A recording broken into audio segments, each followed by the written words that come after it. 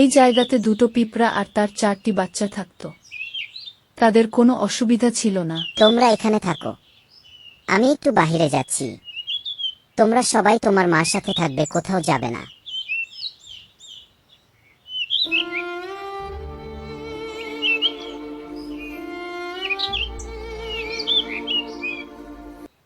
কিন্তু একদিন হঠাৎ একটি কাওয়া ওখান দিয়ে যাচ্ছিল। তখন এই পিঁপড়াগুলোক দেখতে পায় আর একটি গাছের উপরে বসে যায়। কিছুক্ষণ পর পিঁপড়ার বাপ এসে পড়ে, কাউকে দেখার লগে লগে দাবড়িয়ে পাঠিয়ে দেয়।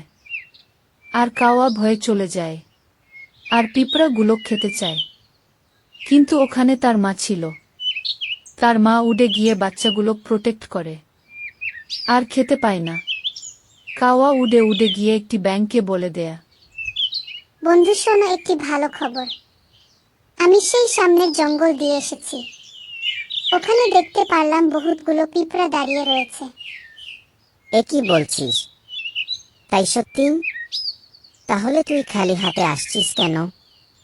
তুই আমার জন্য ধরে নিয়ে আসতি, না মিথ্যা কথা বলছিস? বন্ধু, তুমি বোঝার চেষ্টা করো। আমি ওখানে একা ছিলাম। ওখানে পিঁপড়ার মা ছিল, আর কিছুক্ষণ পর তার বাবাও এসে পড়ছিল। তাই আমি ওখানে দেরি না করে জলদি এসে পড়েছি। তাহলে এক্ষুনি চল সেই জঙ্গলে। আমার খুব খিদে পেয়েছে, আর মিথ্যা কথা হলে তোকে শাস্তি দিব।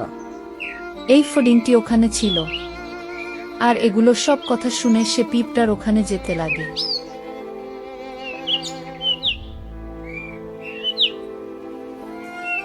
তোমরা সবাই শোনো, তোমাদেরকে কাওয়া দেখে গিয়েছে। সে দেখে ভয়ঙ্কর ব্যাঙেক বলে দিয়েছে তারা দুজন এখানে তাড়াতাড়ি আসবে। তাই তোমরা এখানে আমার সাথে চলো। বাচ্চারা, তোমরা সবাই শোনো। আমাদের বিপদ চেপে আসছে, তাই আমাদেরকে অন্য একটি জায়গাতে যেতে হবে। তোমরা ওঠার চেষ্টা করো, তোমাদের উঠতে হবে। এই তো শিখে গেছো, চলো এখন।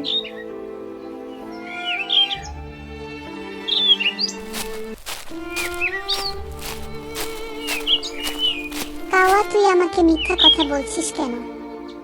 এখানে তো কোনো পিঁপড়া নাই। ওই মিথ্যা কথা বলে আমাকে নিয়ে এসেছিস। না ব্যাং ভাই, আমি সত্যি বলছি। এখানেই বহু পিঁপড়া ছিল। তুমি বিশ্বাস করো, আমার মনে হয় কেউ তাদেরকে খবর দিয়েছে আমরা এখানে আসবো বলে। চলো অন্যদিন আসবো।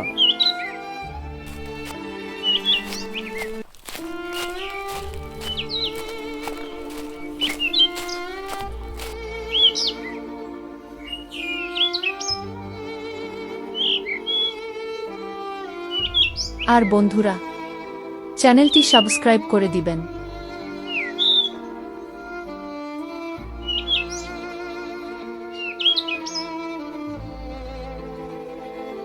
সবাই দাঁড়াও। এগুলো ডিম সেই কাওয়াটির। সে তোমাদেরকে খেতে চেয়েছিল।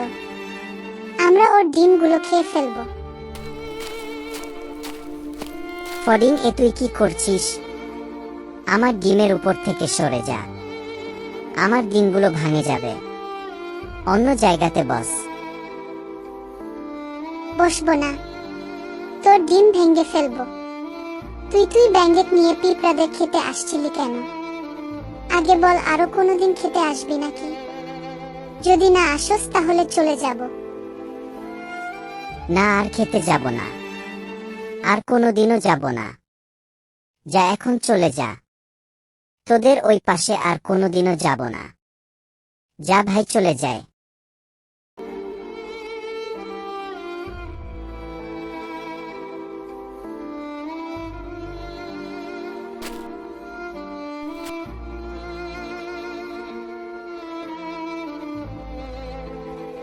তোমরা এখানে থাকো, আমি একটু বাহিরে যাচ্ছি। তোমরা সবাই তোমার মার সাথে থাকবে, কোথাও যাবে না।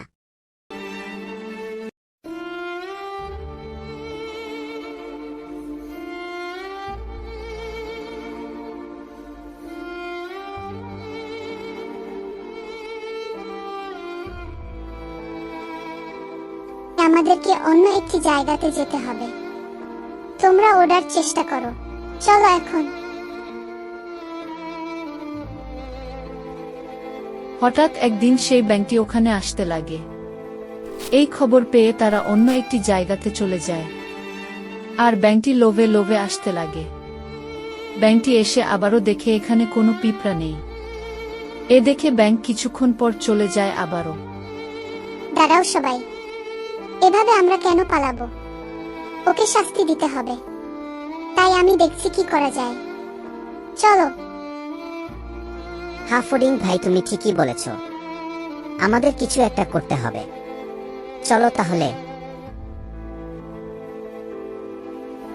এরপর ফডিং বুদ্ধি বানিয়ে একটি বড় পাথর উঁচু করে নিয়ে যায় সেই ব্যাঙের ওখানে।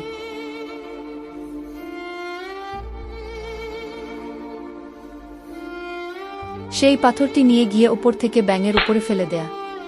পাথরের তলে পড়ে ব্যাঙ মরে যায়। এরপর ফডিং এসে পড়ে।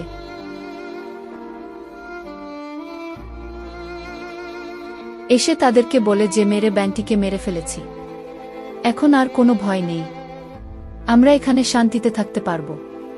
তখন তারা শান্তিমতে থাকতে লাগে।